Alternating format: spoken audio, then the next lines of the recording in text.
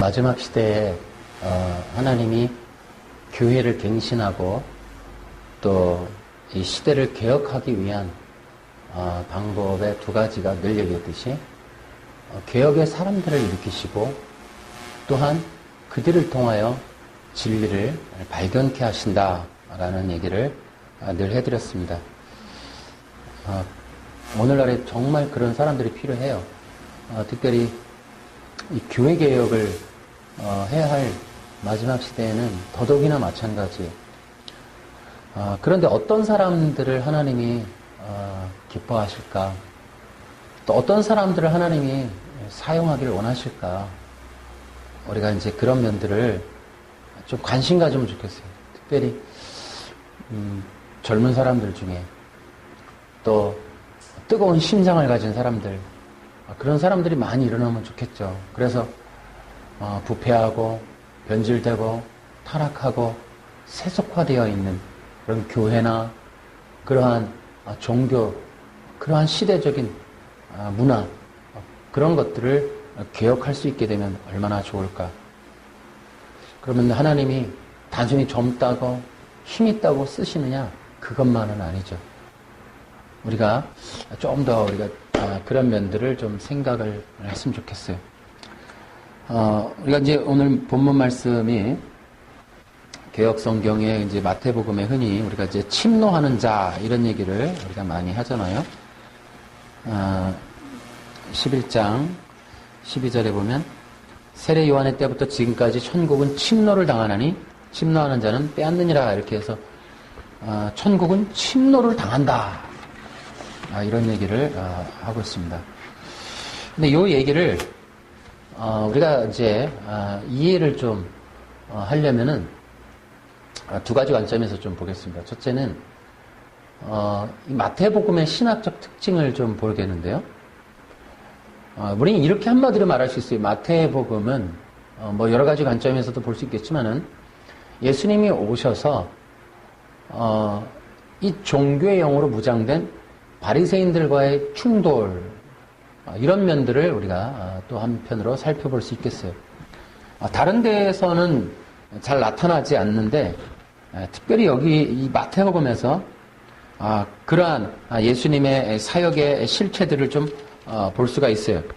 예를 들어 마태복음에서는 그 사탄의 역사에 쓰임받는 그들의 실체를 자꾸 알려줘요. 예를 들어 거짓 선지자, 또 노력하는 이리떼들, 또 제자들에게 바리새인과 사두개인들의 누룩을 조심하라. 또 이렇게도 얘기해 주시고요.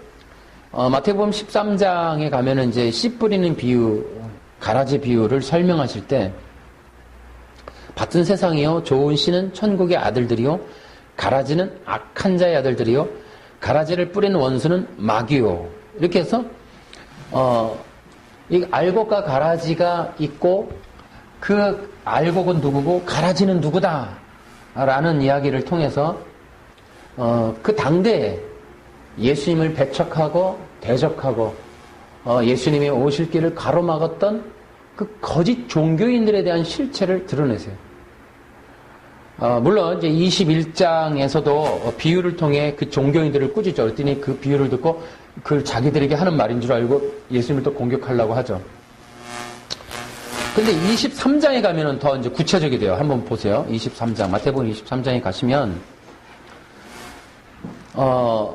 재미난 게 이제 화 있을진저라고 하는 말로 그들을, 13절에서부터 이제, 이야기를 합니다.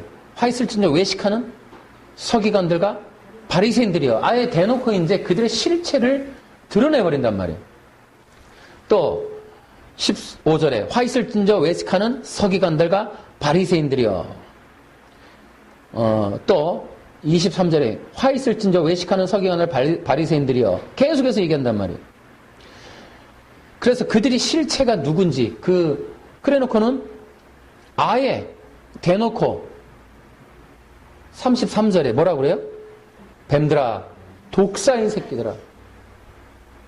그러니까 예수님이 오셔서 천국 복음을 얘기하고 사람들을 고치고 하는 일 당연히 하셨죠. 근데 그뿐만이 아니에요.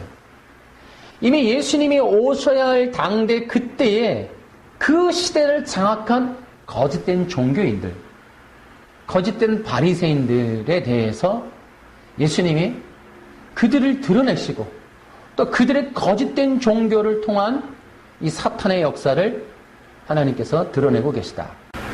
이 마태복음의 특징은 바로 그렇게 종교의 영으로 무장된 바리새인들을 예수님이 드러내시고 또 그들의 거짓된 이 내면, 또 악한 그들의 생각들, 그들이 가진 종교의 실체가 무엇인지를 드러내시는 것도 예수님의 사역의 특징 중에 하나이셨습니다. 그래서 우리는 마태복음을 읽으면서 이 예수님이 오셨을 때 이 예수님을 환영하지 못하도록, 예수님을 믿지 못하도록, 예수님을 받아들이지 못하도록 수많은 그 시대의 사람들의 영혼과 종교를 지배하는 악한 바리새인들, 그들을 드러내시는 것이 마태복음을 통한 예수님의 목적이셨다라는 것을 우리가 염두에 둬야 되겠습니다. 두 번째는 뭐냐면 이 침노하는 것에 대한 뜻은 단어를 또 보면 알 수 있어요. 침노라는 말은 헬라어로 비아조예요. 근데 이것이 히브리어로 대응되는 히브리어가 포레츠라는 말이에요. 포레츠. 이 단어는 미가서 2장에 쓰여지고 있습니다. 우리 여러분 미가서를 한번 찾아보겠습니다. 미가서 2장에 보면은 호열람, 오변미, 요나서 뒤에 2장 12절에 보면 야곱아 내가 반드시 너희 무리를 다 모으며 내가 반드시 이스라엘의 남은 자를 모으고 그들을 한 처소에 두기를 보스라의 양떼같이 하며 초장의 양떼같이 하리니 사람들이 크게 떠들 것이며 길을 여는 자가 그들 앞에 올라가고 그들은 길을 열어 성문에 이르러서는 그리로 나갈 것이며 그들의 왕이 앞서가며 여호와께서는 손들어 가시리로다. 이때 앞서 올라가고 양떼들을 데리고 앞서 올라가고 뒤에서 양들이 쫓아나갈 것이며 라고 할 때 쓰여진 단어가 이 포레츠예요. 자, 이게 뭐냐면은 여러분 구약을 배경으로 두는 단어인데요. 이 유목민들 아닙니까? 구약에 이 사람들이 양을 데리고 이제 이 양떼들에게 초장에서 먹이를 먹이러 갔다가 밤에 잠을 잘 때 그 양들을 보호한 울타리를 이렇게 친다는 거예요. 왜냐하면 늑대도 있고 이리떼가 있고 또 다양한 산짐승들이 공격할 수 있으니까 그를 일단은 이렇게 막는다는 거예요.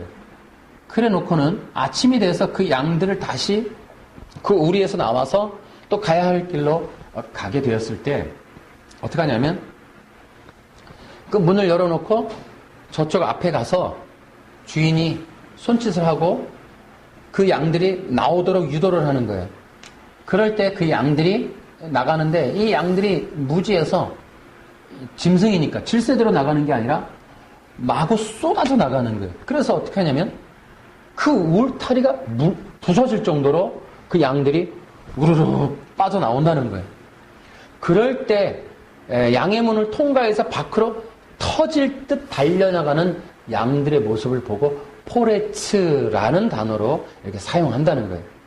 그래서 예수님이 지금 이 쓰실 때 천국은 침노를 당하나니 할 때 이 침노라는 단어를 비아조를 바로 이 포레츠라고 하는 구약의 그림을 통한 이미지를 그대로 옮겨서 하나님의 나라가 이 폭발적으로 순식간에 강력한 힘을 가지고 뭔가 쏟아져 나가는 그러한 것을 표현했다.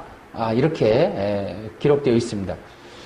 어쨌든 지금 세례 요한으로부터 시작된 하나님의 나라가 이제 이 펼쳐져 나가는 모습을 침노라는 단어를 통해서 이제 예수님이 그렇게 표현을 했습니다. 근데 이게 무엇인가 하면 그러면 예수님은 왜 이렇게 천국에 이 침노를 당한다 이렇게 표현을 했을까? 여러분 이런 것입니다. 제가 금방 앞에서 이 침노라는 단어를 설명하기 위해서 그 시대적인 배경을 설명해 드렸어요. 예수님이 심지어는 하나님의 아들이시며 이스라엘의 왕 되시며 천지 창조주 하나님 되시는 그 예수님이 직접 오셨어도 그 시대의 영들에 의해서 십자가에서 죽으실 수밖에 없는, 내쫓기고 또 매달리시고 또 그들에 의해서 버림받게 되는 그러한 일들이 일어났을까? 바로 그 종교 때문에 그렇거든요. 거짓된 종교들. 그 종교들에 대한 이야기를 하면서 제가 침노라는 단어를 이제 설명을 하려고 했습니다. 다시 말하면 이런 겁니다. 여러분, 예수님이 이 땅에 오셨어요. 오셨는데 이제 예수님이 손을 흔드는 거예요. 목자가. 그런데 그 울타리에 갇혀있던 그 예수님의 양들이 마치 폭발하듯이 예수님을 향하여 쏟아져 나오는 그러한 모습을 포레츠, 침노를 당하나니 이렇게 얘기를 한다는 거예요. 힘있게 성장한다는 거예요. 쉬운 성경에서는. 폭발적으로 성장한다는 거예요. 그러면 도대체 이 백성들을 왜 그렇게 포레츠로 표현했는가? 마치 예수님을 믿어야 될 그 백성들, 그 양들을 뭐라고 표현하냐면 어느 울타리에 갇혀있는 양들이라는 거예요. 그럼 이게 무엇인가 하면 예수님이 오셨을 때 이미 그들은 무엇인가 울타리에 갇혀있는 거예요. 어떤 울타리에? 그것이 뭐라고요? 거짓된 종교. 그 시대적인 종교, 율법주의, 바리새파 율법주의들이 그들이 만들어 놓은 장로들의 전통으로 묶어 놓은 그 시대 사람들의 영, 시대 사람들의 생각, 그 시대 사람들의 사상을, 신앙을, 종교를 그 거짓된 서기관과 바리새인들, 화 있을지저 독사의 자식들아 뱀들아라고 했던 그 자들이 그 시대를, 그 시대의 사람들을 장악했던 그 울타리를 허물고 부시고 그것을 이기고 폭발적으로 밀려나오는 그 모습이 바로 침노라는 단어로 썼다는 거예요. 그러니까 지금 예수님이 말씀하시고 싶어 하는 것은 그 예수님이 오셔서 이루시고자 하는 하나님의 나라의 운동은 그 시대의 영을 허물어야 된다는 거예요. 그 시대의 사상, 종교, 거짓된 사상들을 깨트리고 울타리를 부시고 그리고 나와야 된다. 그래서 그러한 표현을 바로 이 포레츠라는 걸로 그렇게 해놓은 겁니다. 그러니까 그 시대 사람들에게 하나님의 말씀으로 워낙 구약서부터 이미 하나님께서 복음으로 이 메시아를 약속하고 그래서 많은 사람들이 그 메시아를 통한 구원을 얻도록 결국 하나님의 아들이시며 또한 구원자 되시며 또한 어린 양 되시는 모든 인류의 죄를 대신 담당해서 죽으실 그 메시아가 오실 것이라는 창세기 1장서부터 계속됐던 복음의 선포와 3장 15절에 어린 양의 이 후손을 통한 이 직접적인 복음 또한 3장 21절에 이 가죽옷으로 이미 예언되어졌던 그 어린 양 예수님을 통한 그리스도를 통한 이 속죄의 구원의 복음이 구약에서부터 이미 선포되었건만 악한 사탄의 이 후손들이 그 복음을 왜곡하고 조작해서 그것을 문자적 해석을 통하여 바로 하나님의 그 메시아의 복음을 인간의 행위와 규범으로 정의 내려서 결국은 인간이 행동을 통하여 남보다 더 우월한 의, 도덕적 의의를 결국은 견주어서 그 말씀 문자적 해석에 의한 어떤 그런 종교적 행동으로 구원 얻을 거라는 종교의 영. 다시 말하면 그리스도가 메시아가 없는 종교. 또한 메시아가 없기 때문에 구원이 없는 종교.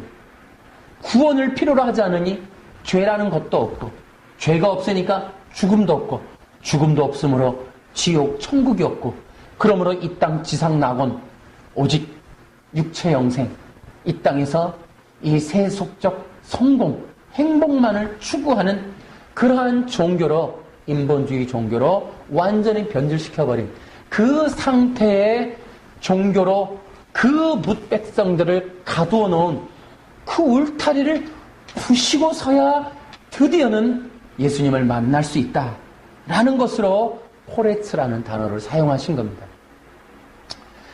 그래서 이때 당시에 이 많은 사람들이 죽어갔던 그러한 묶이고 또 잡히고 눌리고 압박받고 억압받았던 그 인본주의 율법주의 종교의 굴레로부터 그 백성들이 뛰어나와서 바로 예수님을 향하여 달려나오는, 예수님을 붙잡으려고, 예수님을 만나기 위해서, 예수님을 믿기 위해서, 예수님을 먹고 마시기 위하여 예수님께 달려나오는 그 모든 백성들의 모습을 포레츠다라고 표현한 겁니다.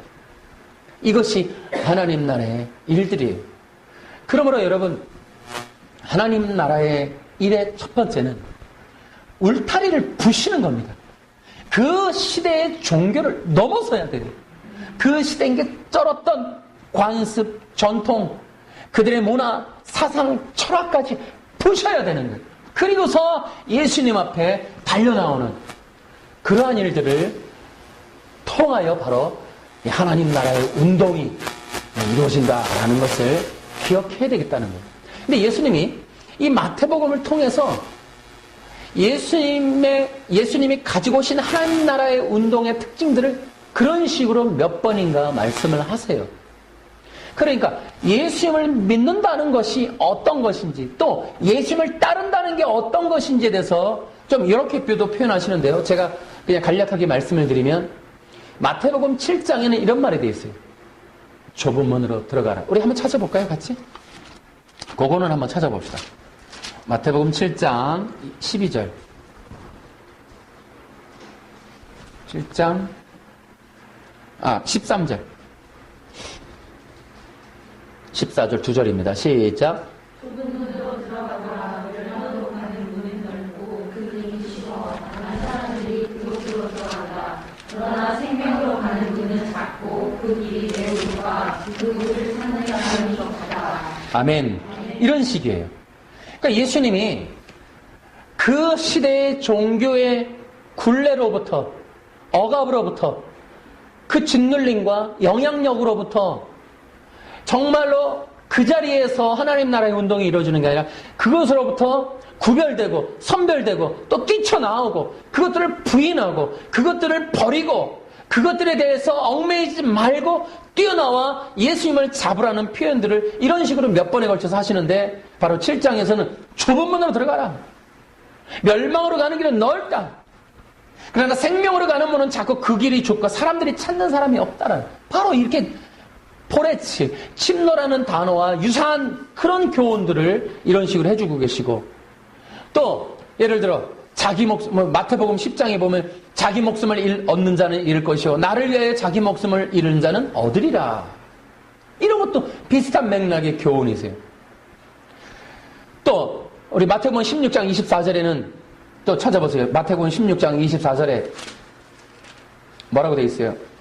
만일 누구든지 나를 따라오려면 뭐라고요? 다시 16장 24절. 그때 예수님께서 제자들에게 말씀하셨습니다. 시작. 만일 누구든지 나를 따라오면 자기를 부정하고 자기 십자가를 지고 나를 따르라. 한 절 더. 누구든지 자기 목숨을 건지려고 하는 사람은 잃을 것이다. 그러나 누구든지 나를 위하여 자기 목숨을 잃는 사람은 얻을 것이다. 예, 계속해서. 만일 어떤 사람이 온 세상을 얻고도 자기 영혼을 잃으면 무슨 소용이 있겠느냐. 사람이 무엇과 자기 영혼을 바꿀 수 있겠느냐. 인자는 아버지의 영광을 가지고 천사들과 함께 올 것이다. 그때는 사람의 행위대로 갚아줄 것이다. 아멘. 뭐 한 절 더 있지만 여러분 이 말씀도 보세요. 그러니까 예수님의 이 말씀도 복음 선포와 같아요. 결국에는 그 시대에서 얽매여서 결국 육체적 생명과 육체적 안락과 지상 낙원과 여기에 이 세속적 형통과 성공과 이 비전이라고 하는 것들로 너희들이 충만해진다 한들 그게 무슨 의미가 있냐? 만일 어떤 사람이 온 세상을 얻고도 자기 영혼을 잃으면 무슨 소용이 있겠냐? 그 시대가 넣어놨던, 기록해놓았던, 새겨주었던 그 종교와 가르침과 교훈과 장로들의 전통으로 너희들은 그렇게 된다 한들 너희들의 영혼을 잃어버리면 그게 무슨 소용이 있겠냐? 그래서 사람들의 관심이 그 바리새인들로 인하여 그 수많은 사람들의 관심이 하늘이 아닌 땅에 집중되어 있게 되었단 말이에요. 그게 바로 바리새파 율법주의자들이 만들어 놓은 율법주의 종교의 특징이 땅이란 말이에요. 육체고 자기 세속이란 말이죠. 그렇기 때문에 예수님은 그걸 뒤집어 버리시는 거예요. 여기가 아니라 저기라는 거예요. 육체 덩어리가 아닌 영적인 영원한 생명이라는 거예요. 할렐루야. 세속적 야망이 아닌 영원한 하나님 나라의 그 성취, 그것을 꿈꾸라는 겁니다. 그것을 바라보게 하는 거예요. 그런데 그것이 어느 정도로 어렵다. 자기를 부인하지만 안 된다. 자기 목숨을 버려야 될 정도다. 결단이 필요한 게 결단이. 그 정도로 힘들다는 거예요. 그 다음에 예를 들어 마태복음 8장 보세요. 이런 것도 비슷한 맥락의 교훈이세요. 8장 20절 시작. 예수님께서 그에게 대답하셨습니다. 여우도 뿔이 있고 공중에 새도 둥지가 있지만 인자는 머리둘 곳조차 없다. 예수님이 이 땅에서 머리둘 곳조차 없다는 거예요. 그러니까 예수님에게 있어서 너희들이 세상에서 바라는 것들을 기대할 생각하지 말라는 거예요. 그러니까 예수님은 역발상인 거예요. 제자들과 세상 사람들의 가치, 기준과 기대치를 완전히 허물어버려요. 예수님이 오셔서 너희들이 기대하고 있던 세속적 야망과 성공과 그러한 지상낙원과 육체 영생의 꿈을 이루어주는데 더 대단하게 이루어질 뿐으로 온 게 아니라 오히려 그것을 무참하게 짓밟고 깨트리고 그러고 나서 너희들이 그 더 씌워졌던 그것들을 허물고 진정한 하나님의 나라를 이루러 왔다라는 완벽한 혁신과 개혁의 진리를 선포하고 계시다는 거예요. 아멘. 그래서 예수님은 그 시대의 종교형이 더 씌워놓았던 제자들이 기억하고 새겨져 있고 그 가슴팍에 암기하고 꼭 암송하고 있던 그 말씀들을 하나씩 다 부셔버린다 이 말이에요.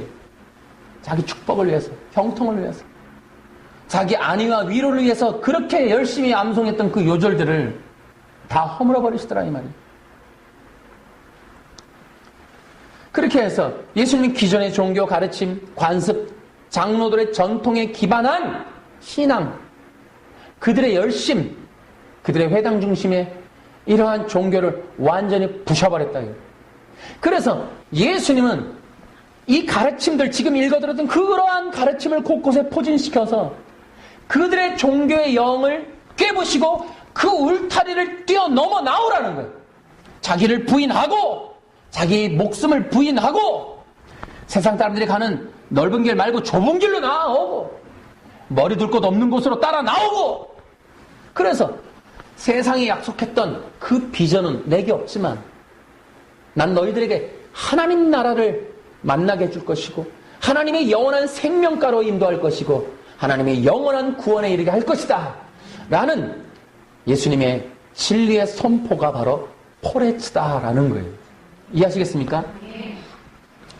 여러분 이 시대 진짜 귀한 개혁의 사람들이라면 어떤 사람들이 될까요? 바로 그와 같습니다.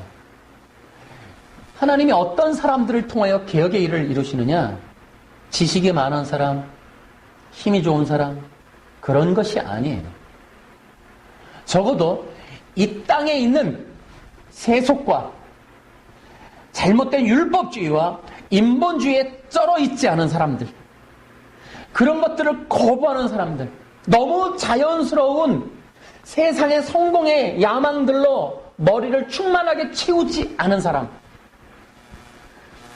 최근에 교회 어떤 방송들, 기독교 방송 보니까 청소년들에게 그런 비전 얘기를 하는 그런 프로그램이 있더라고요. 저는 단호하게 이렇게 말씀을 할게요. 욕먹는 일이겠지만 언제는 뭐 욕을 피하려고 삽니까? 저는 이렇게 얘기할게요. 오히려 그렇게 세상에 있는 가치와 철학과 사상과 너무나 많은 사람들이 가고 싶어하는 그 넓은 길로 가는 길을 거부할 사람을 하나님이 찾으신다. 네. 또한 자기중심적인 성공과 비전과 꿈에 매여 있지 않은 그러한 예수님께 언제든지 가볍게 뛰쳐나올 수 있는 울타리를 부셔버릴 수 있는 그렇게 종교의 영에 지배받고 있지 않은 자를 하나님은 찾고 계시다. 그래서 세상이 공부를 잘한다는 그것이 귀할 수는 있지만 하나님께 쓰임받는 절대 조건은 아니라는 걸 아셔야 돼요. 여러분 명심하세요. 세속에 있는 수많은 사람들이 많이 알고 있는 사상으로 여러분의 머리와 생각과 가치를 채우지 마십시오. 물들게 하지 마세요. 이 땅에 많은 사람들이 남자는 이렇게 살아야 돼, 여자는 이렇게 살아야 돼, 또 성공하려면 이렇게 해야 돼, 적어도 이렇게는 해야 밥 벌어먹고 살아 하는 세속적인 그러한 원리와 관습과 전통과 허망한 인간들의 생각과 죄의 습성으로 빚어져서 만들어져 있던 통념들을 과감하게 버리시기 바랍니다. 그런 거에 물들지 않고 설령 내가 망해도 난 진실하게 갈래요. 너 이거 하면 돈을 벌 텐데 너 어떻게 할래? 이미 그에게 있어서 예수님, 영원한 하나님 나라와 의, 진리가 그에게 먼저 진입되어 있다면 당장 눈앞에 있는 돈, 얼마, 또 감투, 명예, 때때로 가난이라는 것들을 조건부로 붙인다 한들 예, 저 그거 안 할래요. 저 그냥 가난해지고 말래요. 할 수 있는 우리 많은 사람들이 사기와 또 이렇게 세속적인 물질에 물들어서 물질 만능주의에 물들어서 돈이라면 사람도 죽이고 신장도 팔고 장기도 매매하는 자식이 부모 죽이고 부모가 자식을 내버리는 그러한 세상 속에서 적어도 돈에 물들지 않은 사람 종교인들도 마찬가지. 여러분 어느 누구를 막론하고 가난한 목사든 큰 교회 목사든 명심하세요. 진짜 하나님의 사람이 되고 싶다면 돈에 물들지 마십시오. 돈에 빠지지 마세요. 돈을 사랑하지 마세요. 하나님 앞에 정말 하나님 나라의 진리의 사람으로 쓰임받으려면 물질로부터 자유로워야 됩니다. 적어도 정직하십시오. 여러분들 삶도 그렇게 되길 바라요. 나는 어린 청소년들이 그렇게 자랐으면 좋겠어요. 비열하게 크지 말라는 거예요. 얍삽하게 크지 말라는 거예요. 돈에 비굴해지지 말라는 거예요. 돈 때문에 정신과 영혼을 팔지 말라는 거예요. 성공의 사람이 인기를 위해서라면 남들의 관심과 주목과 경배와 영광을 받는 일이라면 무엇이든지 하겠다라는 사탄의 생각들, 세속적인 사람들이 만들어 놓은 그런 텃밭에 여러분 발도 들여놓지 마시기 바랍니다. 제발 하나님 나라에서 쓰임받으려면 그렇게 해요. 여러분 저는 지금도 늘 감사하는 게 고등학교 졸업하고 기도원에 있다가 신학교를 가게 됐는데 저는 일반 대학 가지 않아서 너무 감사해요. 저는 적어도 주체사상에는 물들지 않았어요. 그런 거에 접근해지지 않았어요. 저는 그런 청년들이 그러한 사람들이 하나님 나라의 운동에 쓰임받을 거라 믿습니다. 지금 종교를 가지고 있거나 뭐 어느 전문 영역에서든지 간에 순수한 사람 만나보기 어려워요. 어떠한 사상을 담고 그 사상을 알리고 그 사상을 통하여 자기를 성공을 도모하고 여러분 정치적인 사상에서도 깨끗하시길 바라요. 물들지 않길 바랍니다. 이 세속이 얼마나 더럽습니까 지금. 이 세상이 얼마나 악합니까. 그러다 보니까 어떻게 돼요? 의와 진리를 분별 못해요. 공의와 진실이 사라졌어요. 거짓에 물들었단 말이에요. 젊은 청년 하나까지 대학생 신입생까지 혹은 사회인까지 어느 하나도 온전한 사람이 없어요. 그러다 보니까 세뇌가 되면 어떻게 되느냐? 옳고 그름이 사라져요. 자기가 맹신하는 걸 향해 가버린단 말이에요. 그때서부터는 진실이라는 것도 없어져요. 내가 아는 게 진실이 돼버리는 거예요. 내가 말하는 게 진실이 되고 우리 파가 말하는 게 우리 입장이 말하는 게 그들이 생각하는 게 그래서 지금은 모두가 구부러진 거예요. 그래서 여러분 저는 그래요. 하나님이 개혁의 사람을 부르니까 내가 또 그렇게 되겠다는 건 아니에요. 적어도 정말 예수님을 잘 믿어보고 싶은 거예요. 예수님이 원하시는 좁은 길도 가보고 싶어요. 예수님이 가셨던 그 길에서 벗어나고 싶지 않단 말이에요. 그래서 더더욱이나 예수님이 하신 말씀과 이 정신대로 위험천만하게 굴레로 저 낭떠러지로 떨어질 수도 있을 만한 위험한 지뢰밭은 피하고 싶어요. 그게 바로 돈을 사랑하는 거예요. 명예를 사랑하는 거예요. 성공을 추구하는 거예요. 저는 교인들이 성공을 추구하며 살고 있는 것 자체가 대단히 안타깝게 생각하는 사람이에요. 청소년들에게 끊임없이 비전과 꿈으로 성공을 향해 달려가라고, 대학 붙으면 하나님께 영광이고 세상에서 유명해진 사람이 교회에서 나오면 교회 하나님께 영광받게 되는 그러한 거짓된 율법주의 종교가 더 쉬워지는 것에 대해서 너무 안타깝게 생각해요.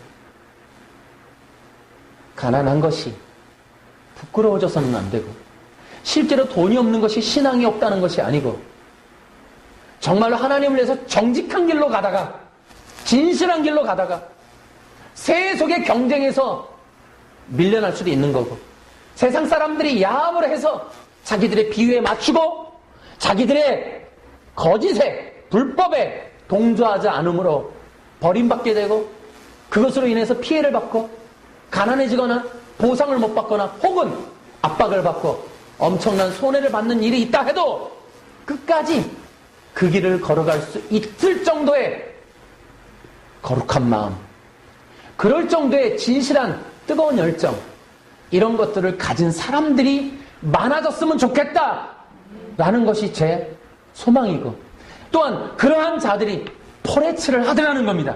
아멘? 아멘. 그런 자들이 그렇게 울타리를 벗어서 그 울타리에 찔리고 울타리를 부시다가 내 몸에 상처가 나는 한이 있어도 그 울타리를 부시고 예수님 한 분만을 찾기 위해서 저 앞에 서서 손들고 계시는 예수님 한 분이라면 과감하게 그런 것들을 버릴 준비가 되어 있는 그들을 저는 하나님의 백성이라고 말하고 싶고, 그러한 자들이 결국에는 승리하게 될 것이고, 그러한 자들이 남은 자들이고, 그러한 자들이 요한계시록의 7교회의 교인들이 될 것이고, 그러한 자들이 결국 하나님 나라의 개혁의 일들을 하게 될 것이다.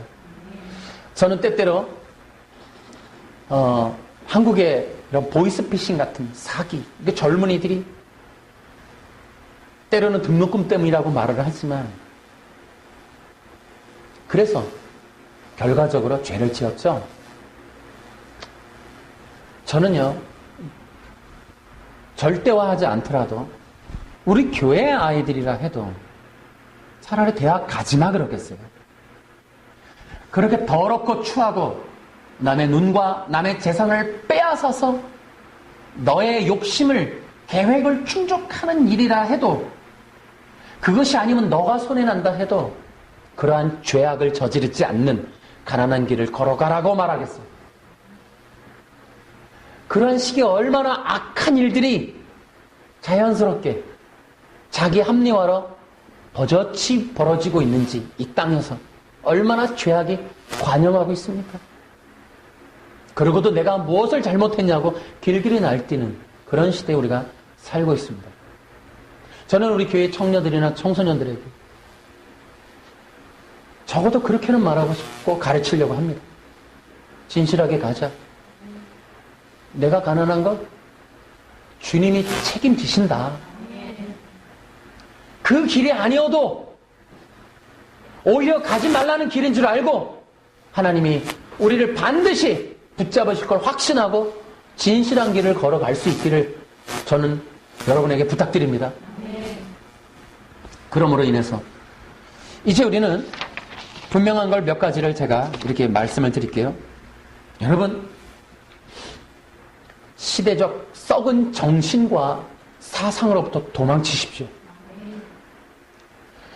혹시 기독교인들이시라면 복음 외에 다른 정치, 사상, 철학에 물들지 마시고 여러분들의 생각과 마음을 지키세요. 제발 어떤 철학인이 사상인으로 여러분들이 그 영혼이, 마음이 혼탁해지지 않길 바라요. 거짓된 것들로부터 여러분의 영혼과 마음을 지키세요. 순수 복음, 예수 복음, 십자가의 복음 외에는 나 아무것도 알지 않으기로 작정했다라고 하는 사도 바울의 결연한 의지와 같은 마음으로 어릴 때부터 그렇게 되어지길 바랍니다. 여기 계신 부모님들, 청소년들을 성공의 인물로 키우지 말고 복음의 사람으로 키우십시오. 여러분의 자녀가 사람들에게 인기를 못 받아서 여러분이 동네 이웃집인 옆집에게 칭찬을 못 듣는 한이 있어도 여러분들이 자녀들에게 그렇게 말하세요. 예수 복음으로 진실하게 살으라고 가르치십시오. 여러분의 딸이 세상적으로 자랑할 만한 사람이 못 돼서 아파트 사람들에게 혹시라도 비난을 받는 일이 생긴다 하더라도 과감하게 자녀들에게 진실을 가르치시고 여러분이 진실하게 걸어가고, 그래서 이 세상 사람들이 만들어 놓은 그 인생의 썩은 죽음의 굴레를 벗어나세요. 그거 아니면 죽는다고 생각하지 마세요. 허망한 한국 사회에서 만들어진 수없는 그 고리들, 올무들, 왜 거기 걸려서 허우적대세요? 기독교인 종교인들이라면, 진실한 기독교인이라면 예수 외에 다른 올무에 걸리지 말길 바랍니다. 아멘. 여러분이 진정 예수님을 믿는 사람이라면 자기를 부인하고 자기 십자가를 지고 예수님을 믿으십시오. 그 안에서는 안 되는 겁니다. 이것저것 다 가지고 다른 목적을 가지고 예수님께 나오는 건 절대로 예수님과 합할 수 없어요. 그래서 성령을 못 받는 거예요. 여러분, 수많은 여러분 외에 예수님 외의 것들로 채워진 상태로 예수님 외에 다른 우상을 사랑하는 마음으로 내 안에 다른 대상을 위해서 헌신할 마음으로 기독교에 들어와서 예수님을 이용해 먹을 생각하지 말라는 거예요. 저는 분명하게 얘기합니다. 우리는 예수님만 섬길 거예요. 하늘 아래 우리의 왕은 예수님밖에 없습니다. 어떤 위협이 오고 정치적인 위협이 오고 경제적인 위협이 오고 종교적인 위협이 와도 우리 눈 하나 깜빡하시면 안 됩니다. 그 대상이 정치적인 어떤 사람으로 우상화된 사람이든지 태양신이라고 말하는 누가 됐든지 이만희가 됐든지 김일성이 됐든지 절대로 눈 하나 깜빡하지 마십시오. 지금부터 준비하십시오. 결연한 마음으로 포레치의 사람들 되시길 바랍니다. 그 당대가 강요하는, 요구하는, 세뇌시키려고 하는 그 더러운, 악한 그러한 공기와 같이 스물스물 우리 속에 스며들고 있는 악한 사상들로부터 우리의 영혼을 지켜냅시다. 자녀들을 지켜냅시다. 교회를 지킵시다. 그러한 영향력이 곧 다가올 테니까 우리는 막아내야 됩니다. 또한 여러분들은 예수님이 이 땅에서 머리 들 곳이 없다 그랬어요. 혹시 예수님께 가면 편안한 나의 삶이 보장될 거라고 생각해서 예수님 믿을 수도 없는 거예요. 그런 기복적인 신앙으로 예수님께 가지 마시고 우리는 예수님 때문에 고난의 길을 걸어갈 준비도 하셔야 됩니다. 그게 진짜 성도예요. 여러분, 예수님 믿고 무조건 행복하다, 해피하다, 무조건 좋은 길로만, 좋아질 일들만 생길 거라고 생각하는 건 착각이에요. 여러분, 울타리를 벗어나오는 건 위험천만한 일이에요. 그렇게 나와서 그 잘못된 굴레로 떨어질 수도 있어요. 그 울타리에 다칠 수도 있어요. 그 종교가, 시대가 우리를 가만두지 않을 수도 있단 말이에요. 그런데도 우리는 분명하게 예수님을 바라보시기 바랍니다. 거기서 미가서에서 나오지만 바깥에서 서 있단 말이에요. 그리고 손짓한단 말이에요. 예수님을 바라보면 길을 잃지 않고 또랑으로 빠지지 않아요. 어두운 길이라고, 이른 새벽 어둠침침한 길이라고 해서 우린 결코 두려워할 게 없어요. 예수님만 바라보면 우린 떨어지지 않습니다. 그런 자들이 이 땅에서 지금 많이 필요하다라는 걸 기억하시기 바랍니다. 이제 이렇게 생각하세요. 여러분은 우리는 세상에 살지만 세상에 속하지는 않는다. 이 세상 사람들의 생각과 가치관에서 뛰쳐나가자.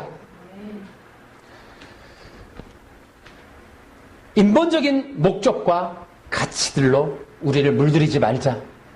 기복적이고 성공하고 행복하고 비전을 갖고 이런 허망한 예수님 없는 가짜 인본주의 종교에 물들지 말자. 이런 것들을 우리가 깊이 마음속에 새겨야 되겠어요. 그럴 때 저는 하나님께서 마지막 시대에 정말 알곡과 가라지를 구별하실 때 바로 이렇게 포레치할 수 있는 사람들이야말로 알곡이 아닐까 이런 생각을 해봅니다. 진정으로 이 땅에서 죄악과 더러움과 악한 종교와 전통과 관습과 사상과 그러한 율법주의와 인본주의로부터 물들지 않고 거룩하게 예수님을 향하여 뛰쳐나갈 수 있는 그러한 사람들이 마지막 시대에 개혁의 사람들이 될 것이다. 저는 확신할 뿐더러 제가 그렇게 되기를 기도할 뿐입니다. 우리가 이 땅에서 그래서 때때로 하나님이 개혁적인 인물을 쓰실 때 목사님들만을 쓰시진 않아요. 다는 그렇지 않습니다. 절대로 극소수의 인본적인 목사님들은 돈과 명예와 또한 자기의 권력과 아성과 그러한 자기 세계에 집착하는 경우가 많아서 오히려 예수님의 복음사역에 방해가 되는 경우가 있습니다. 그래서 지금 시대적인 흐름을 보면 목회자들보다는 평신도들을 많이 쓰시는 것 같아요. 그들을 통해 기름 부음의 역사와 신선한 이 시대적인 영향력과 선한 영향력 그런 것들을 또 진리 사역까지도 하는 걸 볼 수가 있어요. 너무 세속적인 것에 물들은 자들을 통하여 하나님이 일을 안 하신다는 거예요. 저는 그것이 경고가 될 때가 있어요. 나 역시도 목사가 된 것이 방해가 될까 봐 저는 그게 두려울 때가 있어요. 나도 쪄들은 자는 아닐까? 찌들은 자는 아닐까? 붙잡히는 자는 아닐까? 여러분들 자체를 거룩히 지키시고 그래서 우리가 하나님 편에 불림받게 되거나 하나님의 인도를 받게 되는 하나님의 보호를 받는 하나님의 자녀라 일컬음 받는 하나님의 기름 부음을 받는 그러한 성도와 교회와 제가 될 수 있기를 그래서 하나님 나라의 마지막 시대에 선한 영향력을 주는 개혁적인 하나님의 진리 사역을 하는 복음 사역을 하는 그런 자들 될 수 있기를 주 예수님의 이름으로 축원합니다. 할렐루야 박수로